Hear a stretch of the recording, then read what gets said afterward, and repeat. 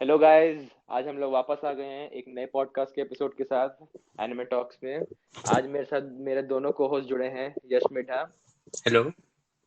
And Udit Singh. Hello. Hi guys.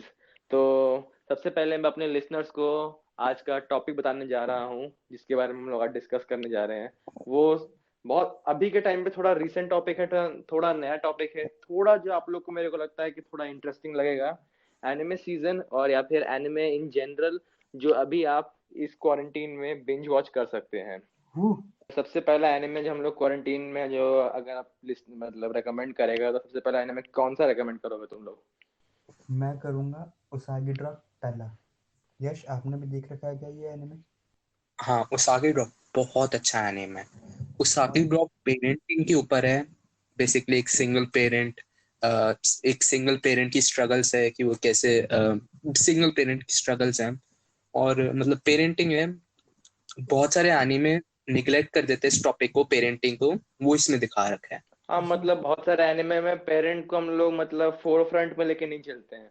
जैसे बहुत सारे जो हाई स्कूल एनिमेज होते हैं, हाँ। मतलब हाई स्कूल जो मेन प्लॉट लाइन लेते हैं उसमें मतलब एक हाई स्कूल का बच्चा अपने पेरेंट्स के साथ रहता है, लेकिन वो चीज को उतना मतलब वो फ्रंट लाइन में रहता नहीं एनिमे के स्टोरी में। तो हाँ, उस आगे ड्रॉप में ये बहुत अच्छी तरह से लेके आया है आगे।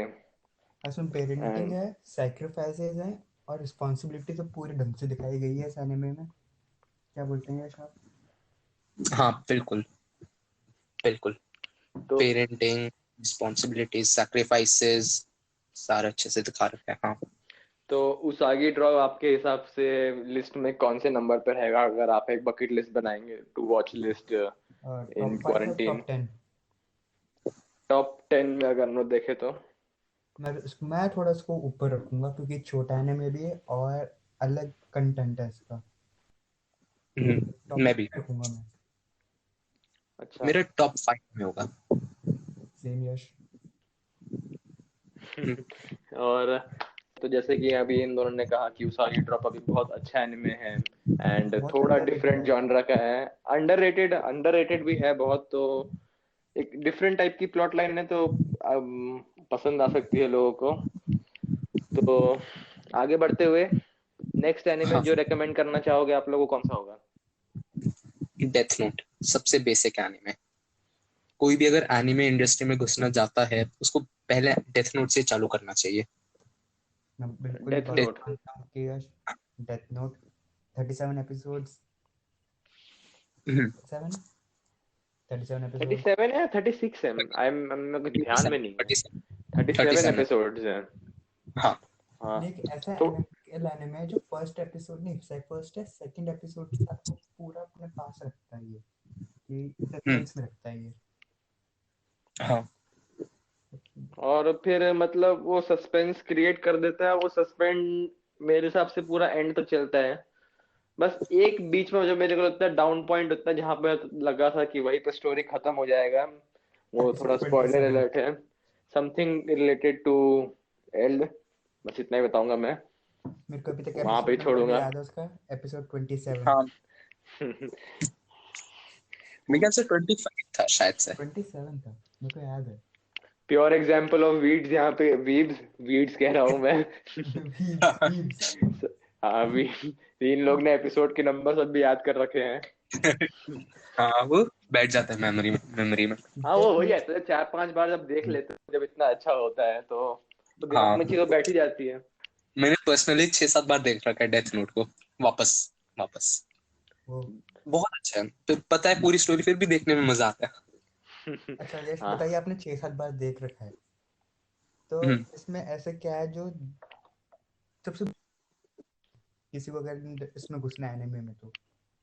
सबसे बेसिक इसलिए कि ये एक्चुअल में एक सस्पेंस इतना क्रिएट कर देता है कि तुम पूरा देख ही लेते हो इसको। जब तुमने 2 एपिसोड देख लिया तो उससे तुम फिर धीरे धीरे, अब तुमने एक एनीमे देख लिया तो थोड़ा सा घुस जाता है एनीमे इंडस्ट्री में। मेरा ये मानना है। और वंश आपका?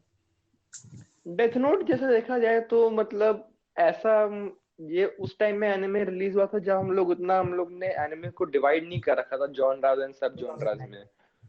हाँ, 2009 2008 अगर देखा है तो ये एनिम मतलब जब इसकी स्टोरी जब क्रिएट की गई होगी तो वो और 10-15 साल पहले क्रिएट की होगी, मतलब in fact in in early 2000s या लेट 1990s में क्रिएट किया होगा इसका स्टोरी।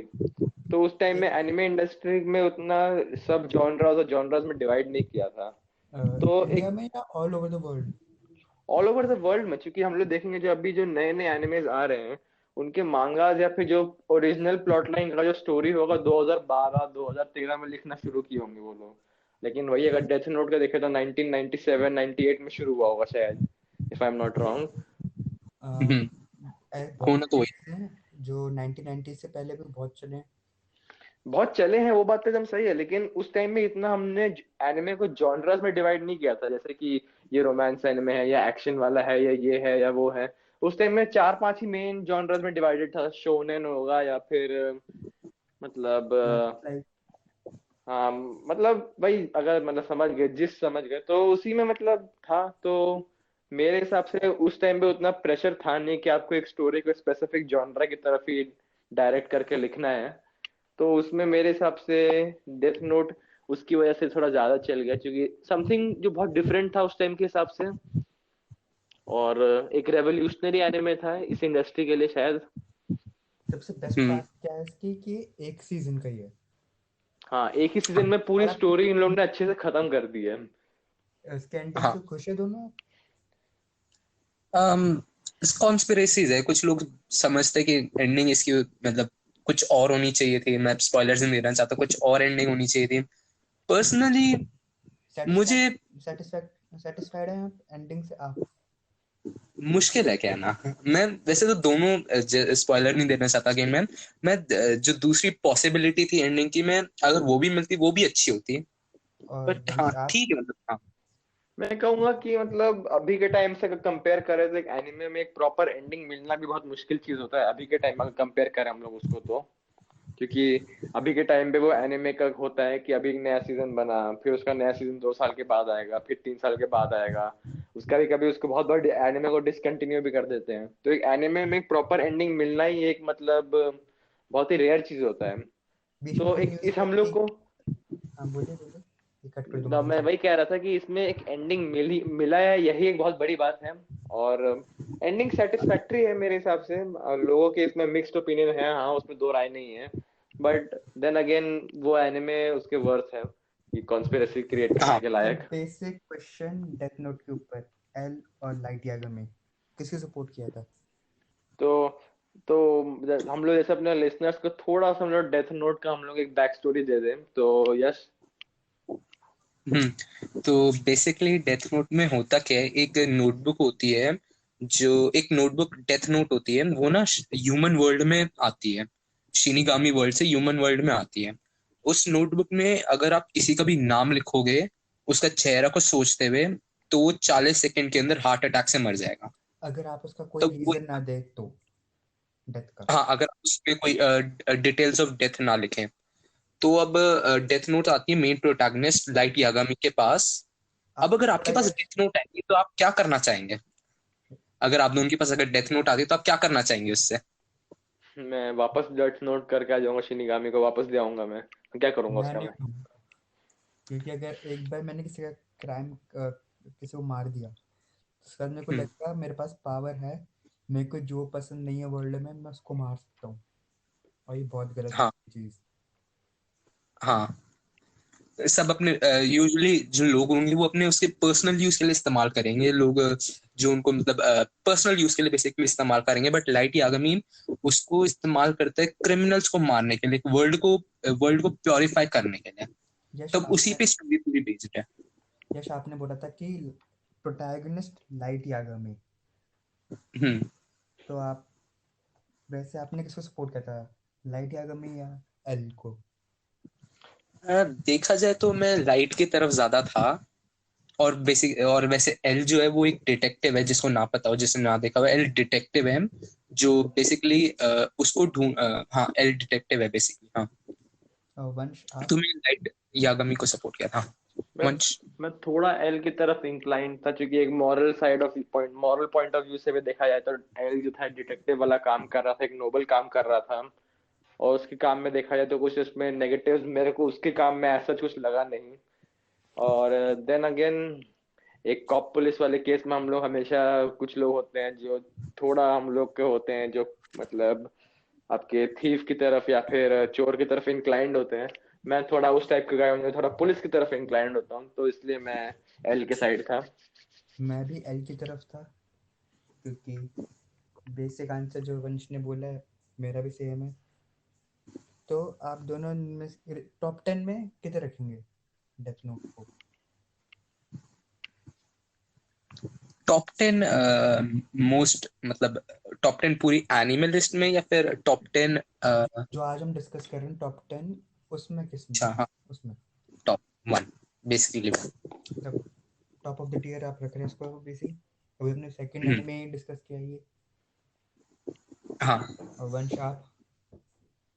मैं भी इसको फिफ्थ पे या फिर फोर्थ में रखूंगा, समवेयर इन द मिडिल।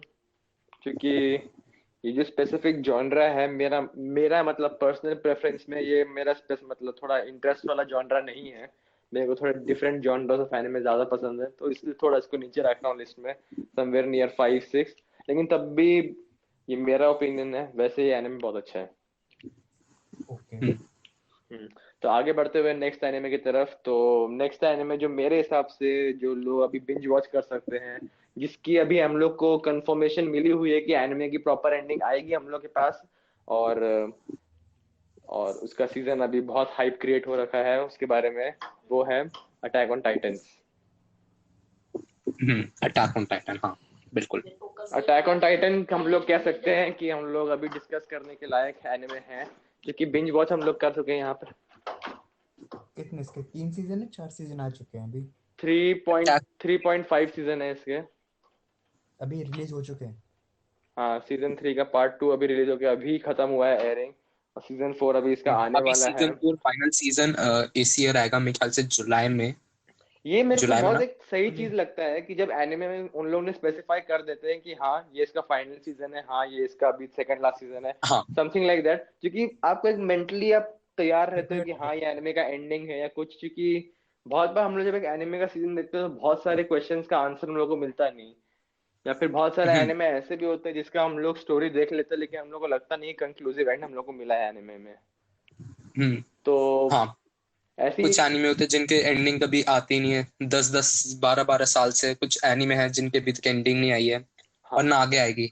हाँ, तो वो मेरे को थोड़ा चीज खराब लगता है, लेकिन तो ये उसमें से उस इसलिए मेरे को ये अटैक ऑन टाइटन स्पेसिफिकली थोड़ा ज्यादा पसंद है, क्योंकि इसने स्पेसिफाई किया है एक शुरू से हमने एक इसमें इशू प्रॉब्लम को देखा है, या फिर एक हम लोग का एक स्टोरी का प्लॉट लाइन डेवलप जिस चीज में हुआ है उसका एंडिंग हम लोग को दिखाएंगे सीजन में।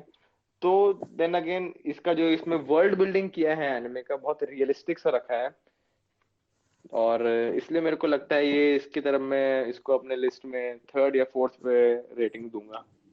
थर्ड और फोर्थ। और विश आप? हाँ, मैं इसको मोर लाइक सेकंड और थर्ड। तो सबसे पहले एनिमे जिसे हम लोग अटैक ऑन टाइटंस के बारे में अपने लिस्टर्स को थोड़ा हम लोग ब्रीफ कर दें। तो एक्चुअल में अटैक ऑन टाइटंस एक ऐसे वर्ल्ड में इसका प्लॉट को हम लोग ने यहाँ पे डिस्क्राइब किया है, जैसे एक वर्ल्ड है जहाँ पे एक अननोन मिस्टीरियस क्रीचर जिसको यहाँ पे टाइटन बोलते हैं, जो एक ह्यूमनॉइड ही होता है, बस ह्यूमन से बहुत, चाइल्ड। हाँ जायंट होता है, और उसके एपेटाइट में सिर्फ ह्यूमंस ही हैं, तो वो सिर्फ इंसान को ही खाता है। ऑल्दो ये बताया गया है कि वो डाइजेस्ट नहीं करता उसको, ना ही उससे उसको कोई न्यूट्रिएंट वैल्यू मिलता है, लेकिन बस उसका मन करता है तो वो इंसान को खा जाता है।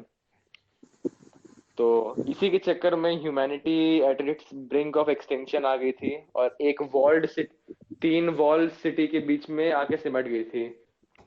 हाँ, वॉल्स बहुत बड़ी थी और टाइटंस वॉल्स के थ्रू नहीं जा सकते थे, वॉल्स बहुत स्ट्रांग थी तो टाइटंस तोड़ नहीं सकते थे हम्म, और और हम 1 सेंचुरी तक ये पीस चलते वॉल्स। रहा। हाँ। और फिर शायद इसमें दिखाया था जैसे प्लॉट यहाँ पे डेवलप जिस कैरेक्टर के अराउंड किया है, तो उसमें दिखाया कि 5 साल पहले कैसे वो वॉल को ब्रीच करके टाइटंस वॉल के अंदर सिटी के अंदर घुस चुके थे। तो वहीं से स्टोरी की प्लॉट लाइन डेवलप हुई है, उसी चीज को आगे खींचते गए हैं वो लोग, और बहुत मतलब इसका हाइप क्रिएट किए हैं, बहुत अच्छा स्टोरी क्रिएट किए हैं ये लोग। कुछ एनीमे होते हैं जो सीजन 3-4 तक उनकी हाइप कम हो जाती है, बट अटैक ऑन टाइटन की हाइप सीजन 3 तक बहुत बहुत हाइप है।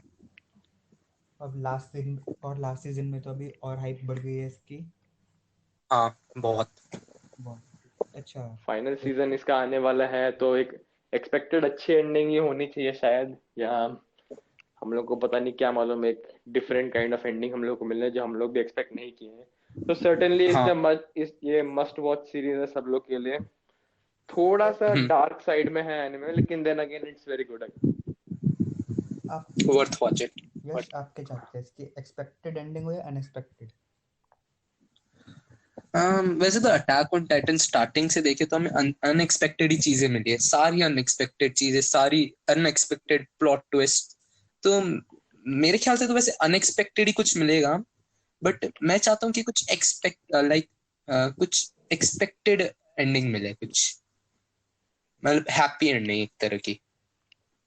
हैप्पी एंडिंग तो ऑब्वियसली होगी अगर उन्होंने बोल दिया है कि लास्ट सीजन है तो नहीं, फिर वहां पे भी एक मतलब हो सकता है मेजर प्लॉट ट्विस्ट जो हम लोग जो सोच रहे हो बिल्कुल भी ना हो, जैसे कि वो लोग सीजन 3 के पार्ट 2 के में वो लोग पूरा डिस्क्राइब किए हैं कि कैसे वो, स्पॉइलर है लेकिन आगे बताऊंगा नहीं, लेकिन देन अगेन मेरे को लगता है कि एज अ व्यूअर हम लोग एक एक्सपेक्टेड एंडिंग से ज्यादा हम लोग के दिमाग में एक अनएक्सपेक्टेड एंडिंग दिमाग में ज्यादा बैठी रहती है हमारे। अगर हम लोग हम्म। एक्सपेक्ट करते हैं कि जो प्रोटैगनिस्ट है वो उससे मिल जाएगा और उस वहाँ पे स्टोरी खत्म होगी, हैप्पी एंडिंग होगी, तो भले ही हम लोग को वो उस टाइम के लिए अच्छा लगेगा देन अगेन, लेकिन वो फिर हम लोग को चीज बाद में याद नहीं रहेगी। अटैक ऑन टाइटन उसी रेफरेंस में बहुत डिफरेंट पॉइंट उसको एस्पेक्ट से देखा है, हर जगह हम लोग एक अनएक्सपेक्टेड चीज और एक अनएक्सपेक्टेड प्लॉट ट्विस्ट के साथ हम लोग को प्लॉट। इंट्रोड्यूस किया है, जिसमें फिर मेरे को ये भी लगता है कि वो चीज बहुत रियलिस्टिक वे में उसको एनिमे के अंदर सीधा ले आया है। अगर वो कोई एक नया उसमें नए प्लॉट को इंट्रोड्यूस कर रहे हैं एनिमे में, इसी एनिमे में, तो इतने इतने स्मूथ फ्लो से अंदर लाए हैं कि हम लोग को पता ही नहीं चला कि कब उस चीज को इंट्रोड्यूस कर दिया गया है एनिमे में। हाँ तो देन अगेन मेरे को लगता है कि जो फाइनल सीजन होगा उसमें भी कुछ ऐसे एलिमेंट्स होंगे जो इस सीजन में हम लोग ने देखे होंगे लेकिन हमने मिस कर दिए होंगे। तो हम्म। मैं थोड़ा इसके अनएक्सपेक्टेड इन वो एंडिंग की तरफ इंक्लाइंड होऊंगा। आपका फेवरेट कैरेक्टर कौन है इनमें, अटैक ऑन टाइटन में से? मेरा फेवरेट जो उसमें वो कैरेक्टर होगा वो होगा कैप्टन लीवाई। सेम। क्योंकि कैप्टन कैप्टन लीवाई ने उसने उसके पास ना कोई स्पेशल पावर थी, ना उसके पास ऐसा कोई स्पेशल, उसके पास इंस्टिंक्ट हो या फिर सब उसने अपना मतलब इंस्टेंट है जिसको उसका, स्पेशल पावर इंस्टिंक्ट मतलब कह सकते हैं। क्या चीज। इंस्टेंट कह सकते हैं, उसका सुपर पावर है, उसकी इंस्टेंट है, उसका रिएक्शन टाइम। वो चीज तो डेवलप की मेरे हिसाब से, मतलब अपने ट्रेनिंग पे अपने मतलब अगर हम लोग उसकी थोड़ी साइड स्टोरी देखेंगे जो उसके अलग अलग ओवाज एंड समथिंग रिलीज हुआ है, तो वो एक्चुअल में शुरू में ऐसा था नहीं, उसने अपना ये मतलब अपने अंदर ये इंस्टिंक्ट्स डेवलप किए हैं, अपना रिएक्शन टाइम और ये सब, और one of the best soldiers अभी है वहाँ के वन ऑफ द उस बेस्ट या वॉर्ड सिटी बेस्ट के लिए। सोल्जर, आप क्या हाँ हाँ। बोलते हम्म। तो मेरे हिसाब से जो मेरा फेवरेट कैरेक्टर वो है कैप्टन लीवाई। भले ही जो हम लोग के सीजन का इस एनिमे का प्रोटैगनिस्ट है एरन एरन येगर, वो भले ही है उसी के अराउंड पूरा कहानी घूम रहा है, लेकिन देन अगेन मेरे को कैप्टन लीवाई थोड़ा ज्यादा इंक्लाइंड उसकी तरफ में। और यश आपको मिकासा पसंद है? नहीं, यश को तो मैं सारी एरन। लड़कियां ही पसंद होती है एनिमे में, लड़के का पसंद आते हैं। नहीं नहीं, ऐसा नहीं है, मुझे एरन येगर, मैं उसकी तरफ हूँ इंक्लाइंड। एरन, मुझे यही मेरे साथ यही होता है, जो मेन प्रोटैगनिस्ट होता है मैं उसी की तरफ होता हूँ हर एक स्टोरी का, कोई भी एनिमे हो। उसका बेस्ट फ्रेंड भी नहीं? मैं आर्क। बेस्ट फ्रेंड अच्छा है, बहुत स्मार्ट है, नए नए आइडियाज प्लान्स जल्दी से क्विकली बना सकते हैं, बट स्टिल एरन येगर, उसके अंदर जो डिटर्मिनेशन है, जो वो है, वो सारी क्वालिटीज मुझे एरन येगर की ज्यादा अच्छी लगी। जी बिल्कुल। तो चलो हम लोग अब अपन नेक्स्ट एनिमे की तरफ बढ़ते हैं। तो नेक्स्ट एनिमे जो आप लोग रेकमेंड करेंगे क्वारंटीन में देखने के लिए अब हमारे लिसनर्स को, वो कौन सा होगा?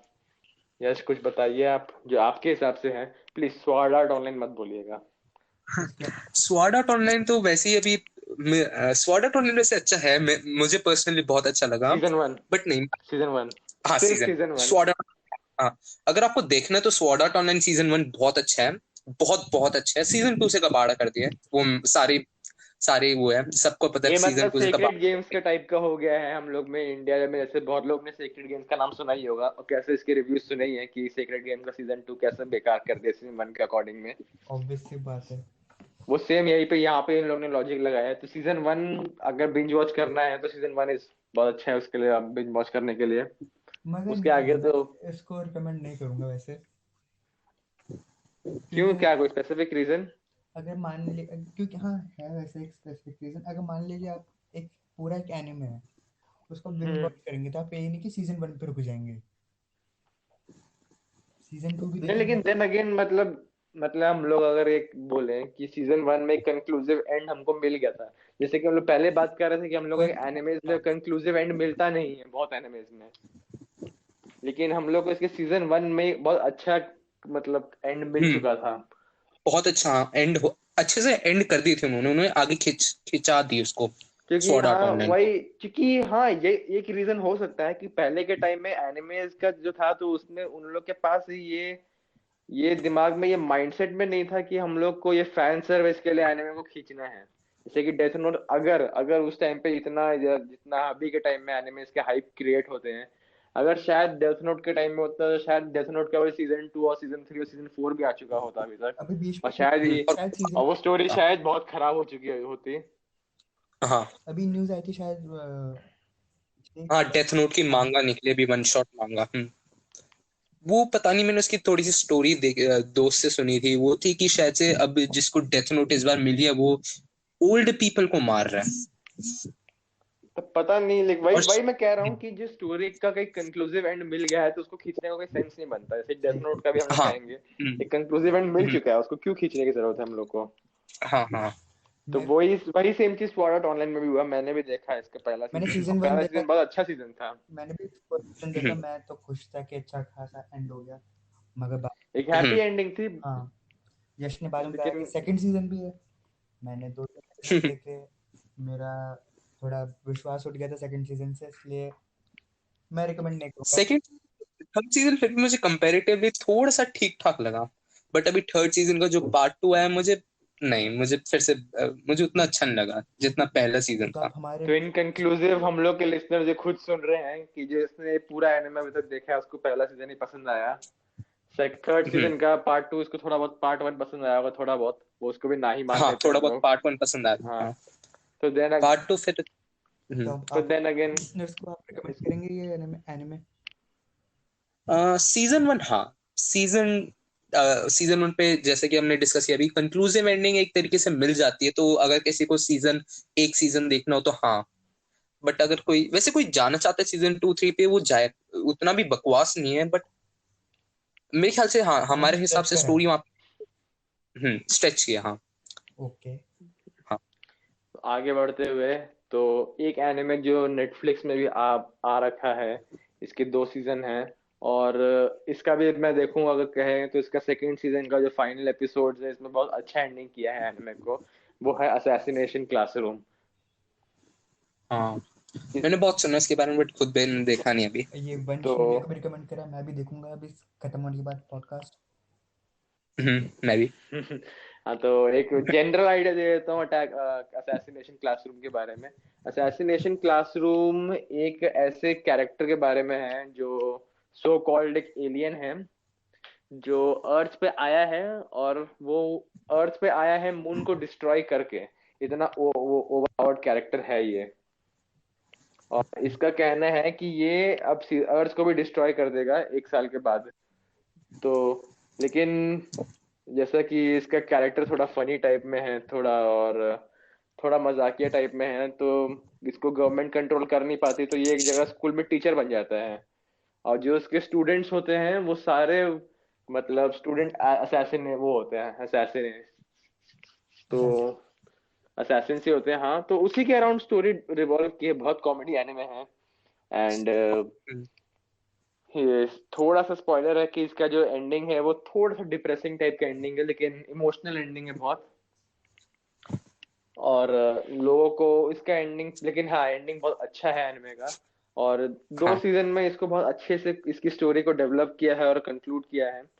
तो अगर आपको थोड़ा एक ऐसा जॉनरा पसंद है जिसमें बहुत कॉमेडी है, बहुत ड्रामा है और थोड़ा हाई स्कूल एक्शन एक्शन उतना नहीं है इसमें, मतलब कॉमेडी और थोड़ा सा मतलब कह सकते हैं स्लाइस ऑफ लाइफ टाइप में एक्शन है। नहीं है? नहीं, एक्शन नहीं, उतना नहीं है। ओ, मुझे लगा था बहुत तू एक्शन है एक्शन इसमें। सोच के बैठा था। हाँ, मैं भी एक्शन था कि वो तब वो है।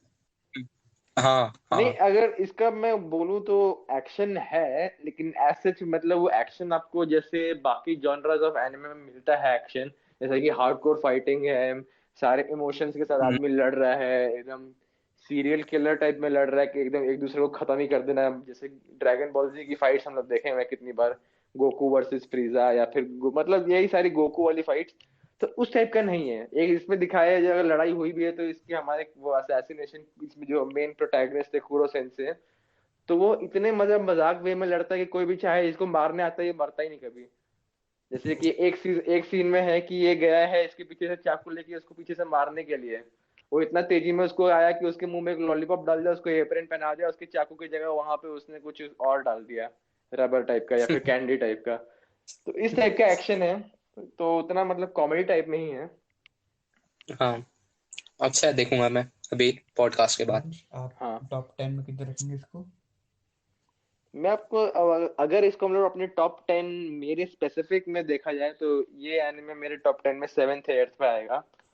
लेकिन अगर क्वारंटीन रेफरेंस से पॉइंट ऑफ व्यू से देखें हम लोग कि क्वारंटीन में कौन सा एनिमे बिंज वॉच करने लायक है, तो हम लोग के मेरे हिसाब से ये थोड़ा ऊपर होगा, समवेयर लाइक थर्ड या फोर्थ, जिसको कॉमेडी जॉनरा पसंद है। अच्छा, तो फाइनल में 2 सीजन और हर एक सीजन कितने एपिसोड्स हैं? दोनों में 24 एपिसोड्स ही हैं। इसके हम लोग अगर देखें तो टोटल एपिसोड्स 40 समथिंग है, if I am not wrong. Hmm 48। शायद हाँ 47 एपिसोड्स हैं और एक ओवा एपिसोड है। तो बहुत अच्छा सी एपिसोड, मतलब बहुत अच्छा ये है एनिमे। एनिमे, और कॉमेडी जॉनरा में है। और किसी को अगर इस कॉमेडी जॉनरा पसंद है तो एक एनिमे के थोड़े कॉमेडी होते हैं, वो थोड़ा सिटकॉम टाइप का ही होता है, जोक्स टाइप में ही होता है। प्लॉट लाइन में ऐसा ऐसा बहुत बड़ा कॉमेडी कुछ होता नहीं, लेकिन देन अगेन इट्स वेरी बहुत अच्छा एनिमे है ये। तो आगे एक बढ़। एनीमे जो मैं रिकमेंड करना चाहूंगा वो है योर लाइन अप्रैल। योर वो लाइन। 122 एपिसोड्स, बहुत अच्छा। एक सीजन 22 एपिसोड्स। हाँ तो हम्म हम्म, योर लाइन अप्रैल भी, हाँ वो कह सकते हैं एकदम कंप्लीटली डिफरेंट जॉनरा का है, रोमांस हाँ का, स्लाइस ऑफ romantic, लाइफ हाँ। का। और हम्म बहुत बहुत अच्छा एनिमे है ये, मैं कहूँ तो इसको मैं अपने रेटिंग में 8.5 रेटिंग दूंगा 10 में से। इसके बेस्ट बहुत पार्ट अच्छा एनीमे। क्या लगता है आपको इस एनिमे का? क्या? सबसे बेस्ट पार्ट क्या लगता है आपको इस एनिमे में? बेस्ट पार्ट, वैसे तो मुझे पूरा एनीमे अच्छा लगा, पूरे सारे ही बेस्ट पार्ट लगते हैं, बट कुछ स्पेसिफिक अगर आपको पिक करना हो तो? स्पेसिफिक स्पेसिफिक बेस्ट पार्ट बहुत हार्ड है मेरे लिए चूज करना। वंश। मुझे ओवरऑल पूरा एनीमे अच्छा लगा, बट मैं ऐसे कोई स्पेसिफिक पार्ट नहीं चूज कर सकता। वंश आप कुछ बोलना चाहेंगे?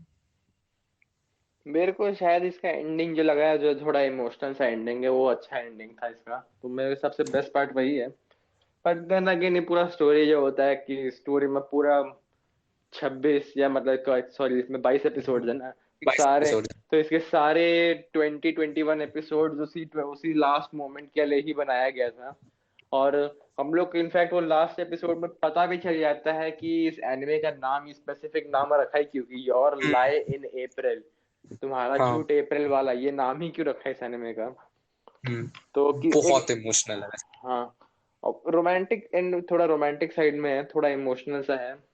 अगर आप और recommend- बिंज वॉच करने के लायक ये एनिमे भी, हाँ कह सकते हैं बिंज वॉच करने के लायक है, लेकिन इसका ये भी मस्ट वॉच एनिमे है कि है। थोड़ी सी आप बैक स्टोरी देना चाहेंगे हाँ। हमारे लिसनर्स को इस एनिमे के हाँ, तो बारे में? बैक स्टोरी अगर दिया जाए तो ये बैक स्टोरी एक पियानिस्ट, पियानो जो बजाता है पियानिस्ट, उसके बारे में है। पियानो के प्रोडिजी कोसे आर्मा, जो इतना, उसकी मम्मी उसको इतना रिगरस प्रैक्टिस कराती थी, वॉयलेंट होकर भी प्रैक्टिस कराती थी, कि वो पियानो में इतना अच्छा हो गया कि उसको लोग प्रोडिजी का टाइटल दे चुके थे। लेकिन एक हम्म दिन जब इसका पियानो का रिसाइटल चल रहा होता है ऑडियंस के सामने, तो इसको पता चलता है कि इसकी मम्मी मर जाती है पियानो रिसाइटल में। मदर की डेथ हो जाती है, और फिर उसका ऐसा ट्रॉमा लगता है कि वो फिर पियानो कभी बजा नहीं पाता प्रॉपरली अपना कभी। तो वहीं पे इस स्टोरी में हम लोग की जो फीमेल प्रोटैगनिस्ट इंट्रोड्यूस की थी कोसे, जो बताता है कि कोसे जैसे बजा नहीं पाया पियानो अपना 2 साल के लिए, तो फिर वो एक हम लोग के यहाँ पे प्रोटैगनिस्ट से मिलता है, काओरी मिज़ायोनो। काउरी, हाँ। हम्म उससे मिलता है। वो एक वायलिनिस्ट है जो वायलिन बजाती है, और देन अगेन वहीं से पूरी स्टोरी शुरू हो जाती है। तो मतलब आगे मैं इसके बारे में कुछ बताना नहीं चाहूंगा ताकि, क्योंकि इसके आगे सब स्पॉइलर ही स्पॉइलर। है। कि वो हम्म वापस हेल्प करती है पियानो बजाने में। हाँ, हाँ। करती है। ओके, मतलब मेन हम्म, प्लॉट यही है। हाँ। हाँ, समथिंग अराउंड दैट, वही पे है। ओके, तो आप क्या रेटिंग देंगे इस एनिमे को? मैं अगर इसको रेटिंग दूंगा, मैं इसको क्लोज टू 9। ओके, और टॉप 10 लिस्ट में आप कौन से नंबर पर रखेंगे इसे? 7 या 8। हाँ। और वंश आप? मैं इसको थर्ड पे। ओके, तो आज का जो हम लोग फाइनल एनिमे जो हम लोग रेकमेंड करूंगा अपने लिसनर्स को, ये हम लोग एक मूवी भी इंट्रोड्यूस कर दे यहाँ पे लोगों के लिए। हाँ, मैं एक्चुअली वही बोलने वाला था, एक मूवी भी। मूवी, हाँ। हाँ, मूवी हम लोग यहाँ पे इंट्रोड्यूस कर देते हैं।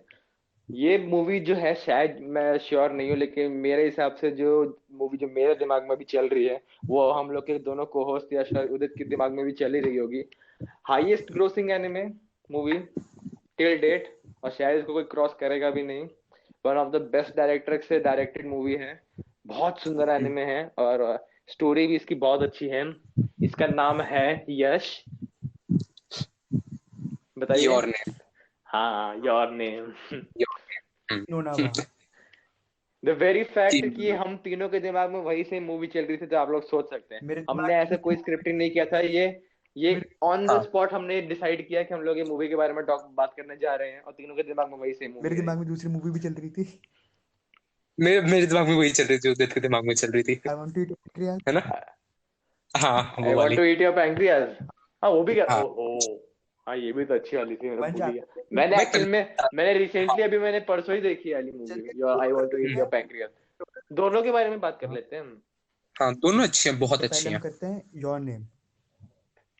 हाँ। ओके, यश, आप तो कुछ बोलना चाहेंगे इस मूवी के बारे में? आप स्टार्ट कैसे करना चाहेंगे? योर नेम बहुत अच्छी मूवी है। इसमें बहुत सारे बेसिकली एलिमेंट्स हैं जो मुझे बहुत अच्छे लगे इस मूवी के बारे में। जैसे स्पेसिफिकली आर्ट वर्क, मैं पहले आर्ट ये वर्क, रेकमेंड करना चाहूंगा कि इसका आर्ट वर्क बहुत अच्छा है, ये मूवी बहुत सुंदर बनाई है। एनिमेशन का इसकी स्टोरी भी बहुत अच्छी है, और म्यूजिक भी बहुत अच्छा है। सबसे बेस्ट। हाँ, म्यूजिक एज इन मतलब जो साउंड ट्रैक होता है हाँ, हाँ, कोई भी एनिमे और में। वो जो साउंड ट्रैक है वो पूरी मूवी का धीरे धीरे मैच करता है कहीं ना कहीं पे। मतलब कोई सीन्स, हाँ, पर्टिकुलर वो सीन्स है, स्टोरी हाँ, से मैच कर रहा ऐसा होता है। लगता है कि वो स्टोरी में ही वो म्यूजिक चल रहा है पीछे, इन्होंने कि जैसे स्टोरी कोई। के हिसाब से ही म्यूजिक बनाया है मेरे हिसाब से, जहाँ तक मेरे को लगता है।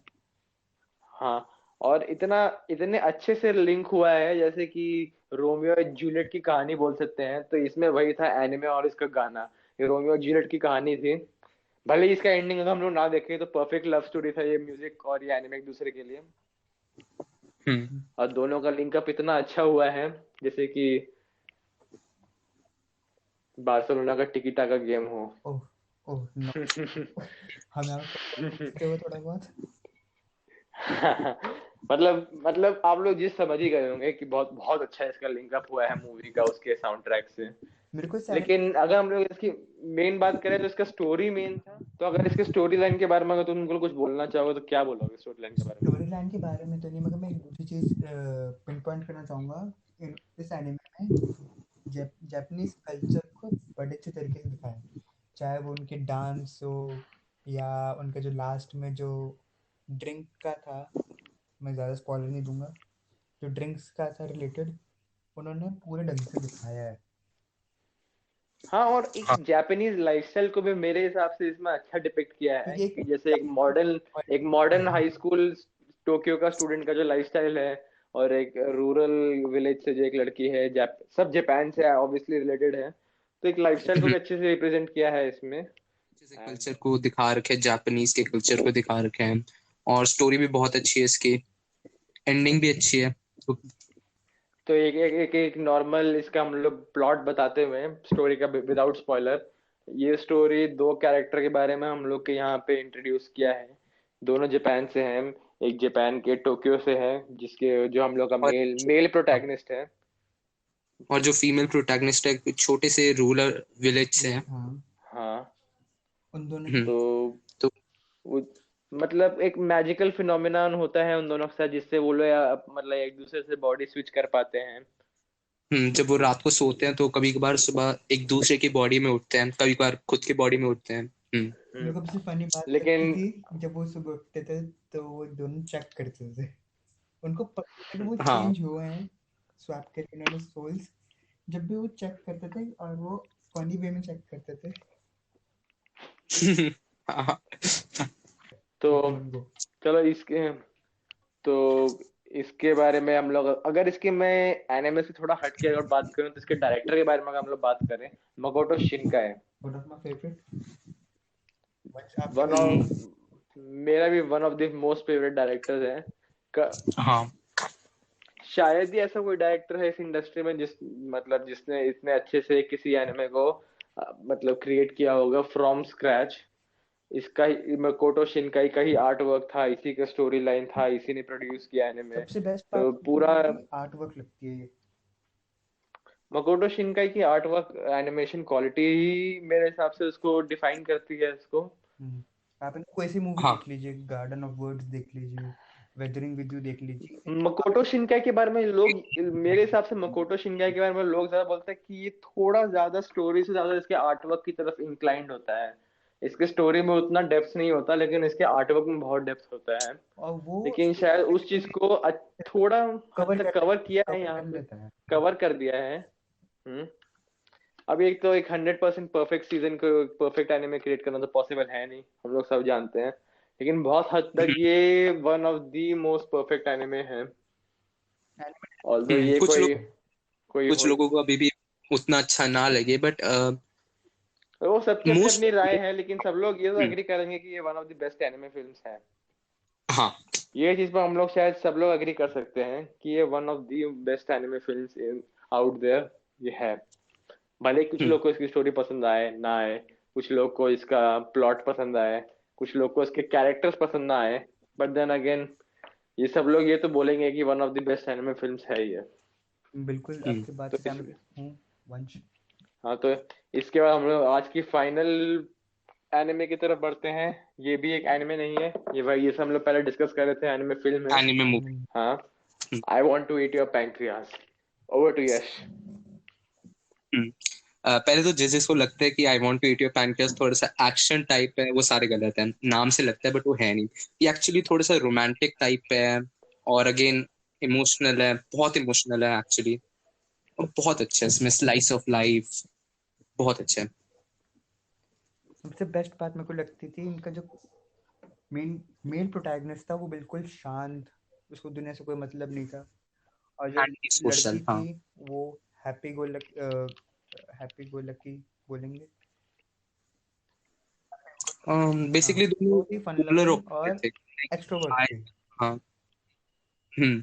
और उन दोनों का जो मेल होता है और जो उनकी स्टोरी होती है बहुत इंटरेस्टिंग होती है, वो एक दूसरे के लिए फॉल कर जाते हैं। और आगे स्पॉइलर फ्री के लिए तो आपको मूवी देखनी पड़ेगी। मूवी विद इन 2 hours है। हाँ, तो आप इसको क्या रेटिंग देंगे? मैं इसको मोर लाइक 9.3 9.2 दूंगा। और वंश आप? और मैं भी इसको 9.5, मैं 9.5 दूंगा, सॉलिड 9.5। इसका भी आर्टवर्क क्योंकि बहुत तगड़ा है, आप मानते हैं? हाँ, आर्टवर्क कह सकते हैं, इसका अभी आर्टवर्क बहुत अच्छा है। अभी मेरे पास यहाँ पे डिटेल्स हैं कि ये मूवी ने भी वर्ल्ड वाइड $350 मिलियन की इसकी वो बॉक्स ऑफिस अर्निंग थी। तो ये भी बहुत बड़ा एनिमे था ये। और स्टोरी वाइज इसमें देखा जाए तो योर नेम में जैसे यहाँ पे कहा है लोगों ने कि स्टोरी में डेवलपमेंट उतना नहीं है, या फिर स्टोरी के प्लॉट उतने डेवलप नहीं है, कैरेक्टर्स में उतनी डेवलपमेंट हम लोग को दिखाई नहीं गई है। इसका कंप्लीट ऑपोजिट ये एनिमे है, I want to eat your pancreas. इसमें कैरेक्टर पर ज्यादा ध्यान दिया है, मेनली हमारे हाँ। दोनों प्रोटैगनिस्ट के ऊपर ज्यादा ध्यान दिया है। और किसी को अगर ऐसे मतलब एनिमे पसंद हो जिसका एंडिंग थोड़ा सा डिप्रेसिंग, मतलब थोड़ा नहीं, इमोशनल, डिप्रेसिंग बहुत है, इमोशनल, हाँ इमोशनल कह सकते हैं कि इमोशनल हो, ये रोमांटिक और हाँ sad। रोमांटिक इमोशनल टाइप के एनिमे कुछ पसंद है, तो ये one I want to eat your pancreas एक मस्ट वॉच है सबके लिए। इसी एनिमे के साथ आज का हम लोग का पॉडकास्ट खत्म होता है। खत्म करने के पहले हम लोग दो तीन हम लोग के यहाँ पे जो एनिमेज पर्सनल हैं, फेवरेट्स। जो पर्सनल फेवरेट्स जो यहाँ पे हम लोग को कुछ बताना चाहेंगे यहाँ पे यश, सबके हम्म इसके पास, सबके हम सबकी लिस्ट इसके पास ही है पर्सनल फेवरेट्स की, तो ये एक रन थ्रू कर देगा सब एनिमे के समझ। पर्सनल फेवरेट, हाँ। हम्म। तो सबसे पहले टोक्यो गूल, 4 सीजन्स का है, बड़ा है थोड़ा बट बहुत अच्छा है। पैरासाइट, 1 सीजन का है, एक्शन है, अच्छा है। इरेज्ड, 1 सीजन 12 एपिसोड, छोटा सा है। No game no life, 12 episode, छोटा है। ये गेम्स के ऊपर है, जिसको अब एक्शन की तरह साइड नहीं जाना, थोड़ा सा गेम्स की साइड जाना है। गेम से कंप्यूटर गेम्स पे रिलेटेड है, लाइफ कैसे टाइप के उस पे related है? कंप्यूटर गेम्स नहीं, actually more life board games, games छोटी की तरह, मोटी। बोर्ड गेम्स टाइप में थोड़ा ज्यादा हाँ इंक्लाइंड है। ये हाँ। लॉजिक उस पे, एक्चुअली लॉजिक उस पे। लॉजिक पे थोड़ा ज्यादा बेस्ड है, हाँ जैसे ही कह रहा है लॉजिक थोड़ा, लॉजिक और आईक्यू मेनली, यहाँ पे दोनों कैरेक्टर के आईक्यू पे मेनली डिस्कस किया है। बहुत, हाँ। हाँ। बहुत ज्यादा आईक्यू है उन दोनों के पास, मेन प्रोटैगनिस्ट के पास दोनों। आगे बढ़ते हुए ज़ैंक्यू नो टेरर, एंजल बीट्स, ये दोनों भी अच्छे हैं। और एक एनीमे जो मुझे लगता है हमने डिस्कस नहीं किया बट वो डेफिनेटली इस लिस्ट में आना चाहिए था, वो था full metal alchemist brotherhood. Specific हाँ। आप बहुत ब्रदरहुड बोल स्पेसिफिकली। स्पेसिफिकली ब्रदरहुड, हाँ स्पेसिफिकली ब्रदरहुड। पहला वाला उतना अच्छा नहीं है, ब्रदरहुड जिसको भी देखना है ब्रदरहुड, बट ये फिर से थोड़ा सा बड़ा हो जाता है 64 एपिसोड्स का। एक और एनिमे जो मैं पर्सनली करना चाहूंगा वो है, थोड़ा नया एनिमे है, एक सीजन ही इसका आया हम्म, है, डीमन स्लेयर। अभी इसकी भी स्टोरी हाँ कंटिन्यू डीमन चल रही है, इसकी चल डीमन रही है। Slayer Kimetsu no Yaiba. Hmm. मगर एंड तो भी है कोरोना के। उसके बाद एक दो और, एक अनादर, मेरे ख्याल से दोनों ने नहीं देख रखा अनादर। नहीं, मेरे को देखना है ये। हाँ, ये एकदम ही अलग स्टोरी है, एक्चुअली मोर हॉन्टेड टाइप है। जिसको थोड़ा सा डरावना कुछ देखना है तो अनादर देखे, सिर्फ 12 एपिसोड्स है, हॉरर छोटा सा है। स्लैश साइकोपैथ किस में आएगा, साइको में आएगा या बस हॉरर में? थोड़ा बहुत हॉरर हॉरर है, और मिस्ट्री, हाँ मिस्ट्री। ओके। मेरा पर्सनल फेवरेट है, दो है मेरे। एक है वन आउट और एक है काइजी। दोनों साइकोलॉजिकल है। मैं रिकमेंड करूंगा एनिमे देखने के लिए ये अपने लिसनर्स को। एक अगर किसी को अर्ली रिलेशनशिप एनीमे देखना है तो 3D गर्लफ्रेंड एक अच्छा है। यूडी गर्लफ्रेंड, थोड़ा हम्म। थोड़ा सा बैक स्टोरी कुछ थोड़ा सा हमारे लिसनर्स को बताने के लिए। इसमें होता क्या एक्चुअली, एक बेसिकली हमारी तरह के ओताकू होता है, जो एनिमे लवर होता है और एकदम एंटी सोशल होता है। और मतलब हाँ, लोग उसकी तरफ ज्यादा वो नहीं होते लोग, मतलब उसको लोग उतने अच्छे से जानते नहीं, उसको मतलब चेहरे की वजह से उसका मजाक उड़ाते हैं, क्योंकि वो ओताकू है इसलिए उसको मजाक उड़ाते मतलब हैं। वो एक तो एक दिन इंट्रोवर्ट है। अचानक से, हाँ इंट्रोवर्ट है बेसिकली, बट लोग, हाँ इंट्रोवर्ट है और उसका लोग मजाक भी उड़ाते हैं। तो एकदम से अचानक से उसकी फिर रियल लाइफ में एक गर्लफ्रेंड बन जाती है।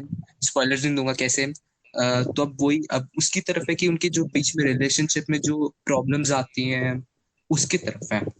ओके यश। हाँ।